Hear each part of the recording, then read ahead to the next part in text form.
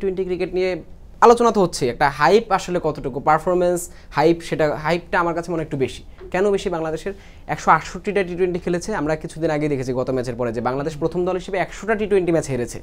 সেটা হচ্ছে বড় কথা হচ্ছে 168 টি-20তে বাংলাদেশ মাত্র 6 বার 200 রান পেরিয়েছে।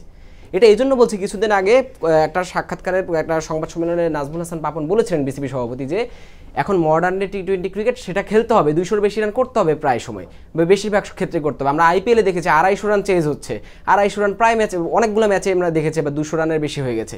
কিন্তু বাংলাদেশ সেখানে পড়ে আছে 150 থেকে 160 রানে। 160 রান করার মানসিকতা থেকে বেরিয়ে আসতে হবে। আমি এটাই বলতে চাচ্ছি যে 200 রান যে দলটা আসলে এখন পর্যন্ত মাত্র 6 বার করেছে, সেই দলটা থেকে কি আসলে এক্সপেকটেশনটা আমাদের বেশি না?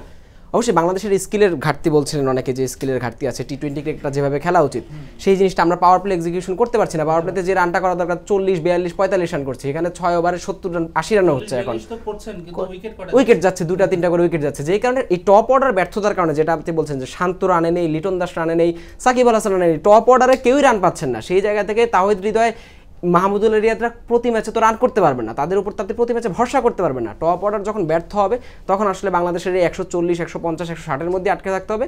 এবং এটা নিয়ে আসলে পরবর্তীতে বোলারদের আপনি দুষবেন, প্রত্যেক ম্যাচে বোলাররা 150 রান ডিফেন্ড করবে এসে, সেই জিনিসটা আমার কাছে মনে হয় শুধু বোলারদের উপরে দায় দেওয়াটা আসলে অযৌক্তিক।